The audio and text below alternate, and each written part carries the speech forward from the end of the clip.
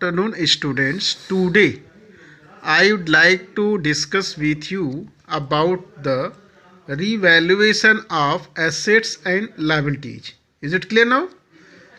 At the time of retirement, the assets and liabilities are revalued, and the revaluation account is prepared in the same way as is done in case of admission of a part, new profit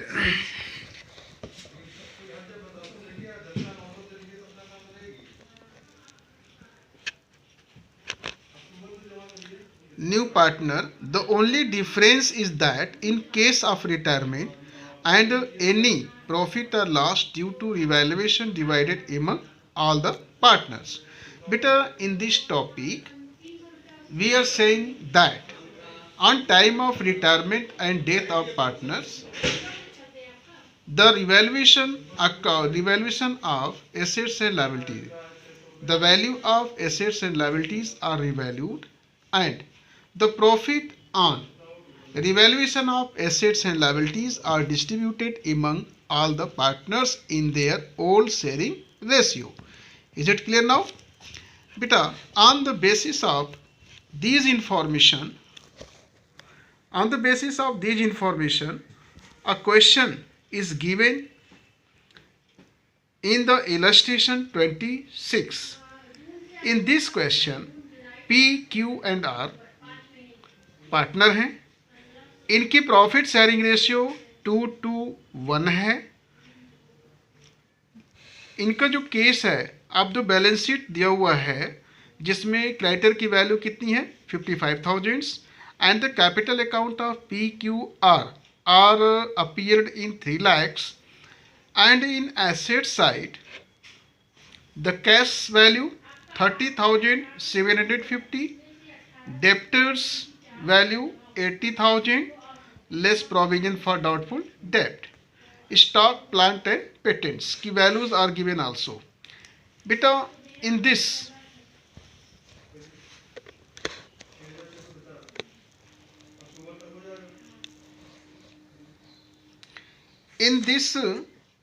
R retire on this date, and P and Q decided to share future profit and losses in the ratio of 3:2. The following adjustments was agreed that first है an amount of 5,000 included in debtors be written off as bad debt. Second thing is that provision for doubtful debt be maintained at the existing rate. Stock to be reduced to 82,000. Plant and machinery, plant be reduced by 10,000. Patents are valueless. Provision of 5,000 be made for repairs, and old computers previously written off was sold for ₹6,000 as scrap. 8 है an amount of 20,000 had to be paid to an employee injured in an accident. You are required to give the necessary general entries for adjustment, prepare revaluation account. बेटा देखो, in first adjustment, इसमें जो भी adjustment दिया हुआ है, on the basis of this adjustment we have to pass the necessary journal entries for that. तो in first adjustments an amount of 5,000 included in debtors be written off as bad debt. अब यहाँ पर देखो बेटा, हम देखते हैं कि हमारे पास जो डेटर्स की जो वैल्यू है 80,000 है, इसमें प्रोविजन फॉर डाउटफुल डेब्ट्स कितने का है 4,000 का है. ठीक है. अब यहाँ पर देखते हो कि जो एंट्री इनकी बनती है वो कितने रुपए की है. आप यह लिखोगे कि bad debt account debit to debtors account. Clear? जैसा कि आपको यहाँ पर दिया हुआ है, bad debt account debit to debtors account 5,000. Is it clear? Next है जबकि हमारे पास ये प्रोविजन फॉर बैड डेट कितने रुपए के लिए था, 4000 के लिए था। हमें 1000 क्या करना है, इंक्रीज करना है। तो जो हमारी लायबिलिटीज है, जो हमारी एसेट्स है, ये कितने रुपए से और कम होती है, 1000 से। तो यहाँ लिखोगे बेटा प्रोविजन फॉर, ये सेकेंड एंट्री आपकी बनेगी सेम डेट को, provision for doubtful debts account debit, जो कि पहले से 4000 दिया है। उसके बाद revaluation of revaluation account debit 1000, जितना अधिक हमारा कम हुआ है debtors, to bad debt account कितने रुपए का, 5000 का। Is it clear now? Next thing is that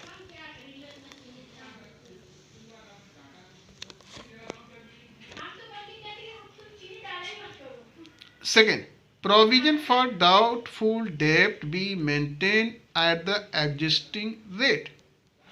अब ये जो कह रहा है कि प्रोविजन फॉर डाउटफुल डेब्ट be maintain at the existing rate, यहाँ पर बेटा हम देखते हैं कि डेप्टर्स मेरे पास कितने रुपए का है, 80 का है। इसमें से 5000 आप क्या करते हो, लेस करते हो, तो वैल्यू कितनी बचेगी, 75,000। 75,000 को अगर हम 5% कैलकुलेट करेंगे तो वैल्यू कितनी आएगी, 75% ऑफ, यहाँ पर देखते हो ये निकालेंगे कि 80,000 माइनस 5000 इज इक्वल टू 75,000। अब इसका हमें क्या करना है, एग्जिस्टिंग रेट यानी 5%। क्यों बेटा, क्योंकि 80,000 पर 4000 का जो प्रोविजन दिया हुआ था, तो ये 5% था। 80,000 का 5% कितना, 4000।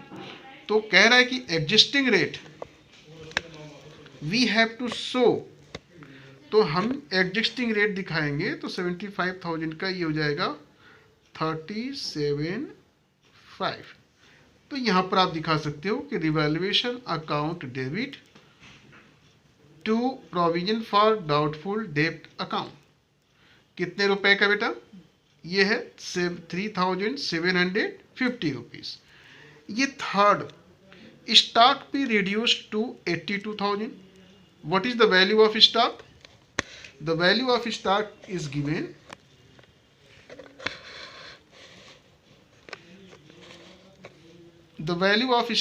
गिवन तो यहाँ पर देखो बेटा स्टॉक की वैल्यू कितने रुपए की है, 90,000 की।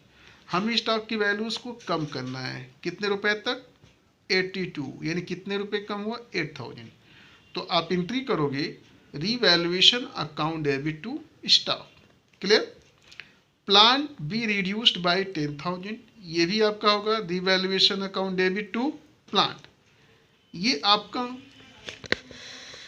Second things.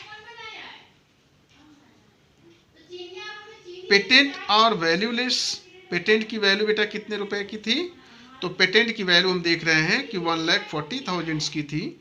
इसको वैल्यू लेस कर देंगे, पेटेंट्स की वैल्यू कितनी है, 18,250। अब इसकी वैल्यू को लेस करेंगे, इसका मतलब कि रिवैल्यूएशन पर लॉस होगा। रिवैल्यूएशन पर लॉस होने की वजह से जो एंट्री हमारी होगी, revaluation account debit to patents account, कितने रुपए वैल्यू होगी, 18,250 रुपीज। सेकेंड थिंग बेटा, a provision of 5,000 be made for repairs. तो रिपेयर्स के लिए है, आप लिखोगे यहाँ पर कि revaluation account debit to provision for repairs account, amount कितने हैं, 5,000। An old computer previously written off was sold for rupees 6,000 as scrap। तो यहाँ पर भी आप लिखते हो कि an old computer previously written off was sold, तो आप लिखोगे बेटा कि bank account debit to revaluation account, being so sale of old computer previously written off। 8 point है, an amount of 20,000 had to be paid to an employee injured in an accident। तो बेटा यहाँ पर आप क्या लिखोगे कि revaluation account debit to bank account. क्यों? क्योंकि ये लायबिलिटीज इंक्रीज हो रहा है। देखो लिखा है compensation paid to an employee या इंजर्ड एम्प्लॉय ऑफ 20,000, यानी जब भी हमको इंजर्ड एम्प्लॉयज को कोई भी कंपनसेशन पे करना होता है तो that will be known as a liabilities and it will be increased by 20,000. So firm will keep the journal record in its book of this revaluation account debit to bank account. Now on the basis of these journal entries, the firm will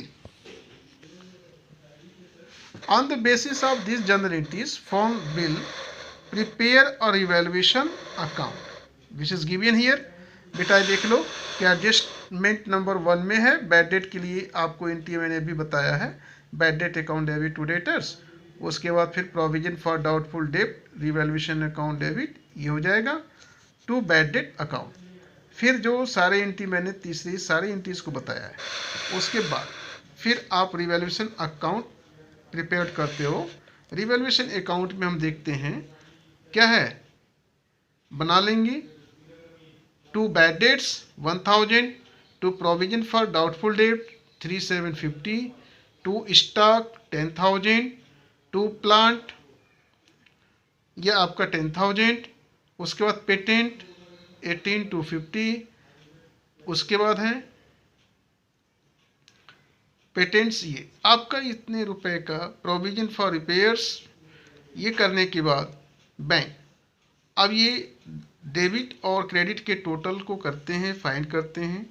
जो loss आएगा बेटा, this loss will be distributed among the all partners that is P Q and R in their old sharing ratio. तो इनकी old sharing ratio बेटा है 2:1। तो 2:1 के ratio में अगर हम लोग डिवाइड करते हैं तो क्या वैल्यू आएगा बेटा, ये है 60,000